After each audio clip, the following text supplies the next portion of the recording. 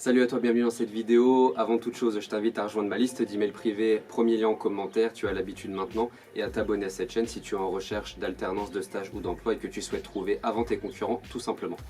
Dans cette vidéo, j'ai envie de te parler des personnes qui ne sont pas mobiles, qui peuvent aller que dans une certaine ville ou alors dans une ville et quelques kilomètres aux alentours et qui vont forcément avoir moins d'opportunités qu'une personne qui est mobile sur toute la France.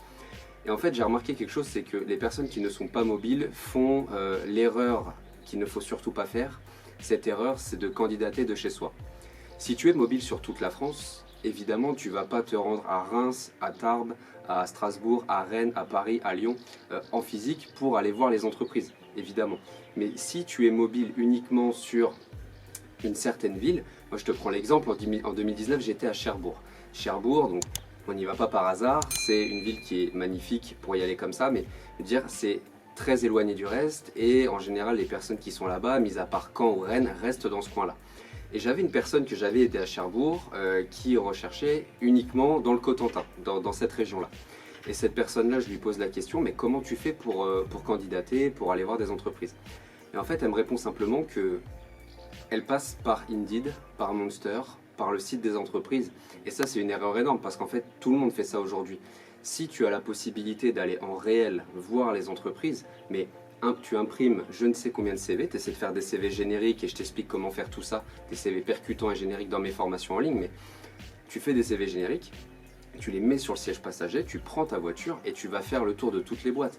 Tu peux aller voir la mairie qui va te filer le nom de toutes les entreprises qu'il y a dans le département ou la chambre de commerce et d'industrie aussi de ta ville ou de ton département qui va te transmettre ces documents-là. Et derrière, tu vas les voir tout simplement, tu te renseignes un peu sur eux avant et tu y vas en réel et tu toques, voilà, tout simplement, c'est aussi simple que ça, il n'y a rien de plus vrai que le concret, que le réel. Donc si tu n'es pas mobile, les entreprises tu les as autour de chez toi, tu fais un plein d'essence, ça va te coûter 60 balles et derrière tu vas voir toutes les boîtes et forcément si tu vas en voir 50, il y en a au moins 2 ou 3 ou 4 qui vont te recevoir. Moi je me rappelle d'une personne que j'avais aidée dans les métiers de la pharmacie pour être préparatrice en pharmacie il y a quelques années et la personne avait fait le tour du département en fait pour trouver une pharmacie d'accueil.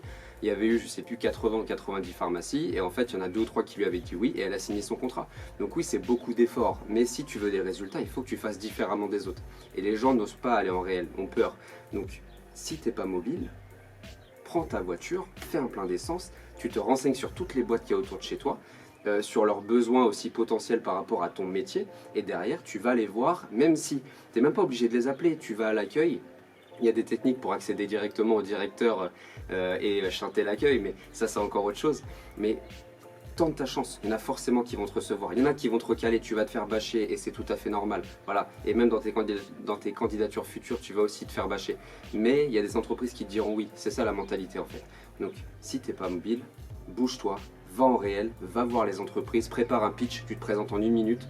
Imagine une chose, il faut que la personne lorsqu'elle arrive en face de toi, elle ne te connaît pas. Il faut que tu imagines que en fait, tu vas prendre l'ascenseur avec ton supérieur, que tu es au rez-de-chaussée et que tu montes au 5e étage. Et que vous êtes tous les deux dans l'ascenseur.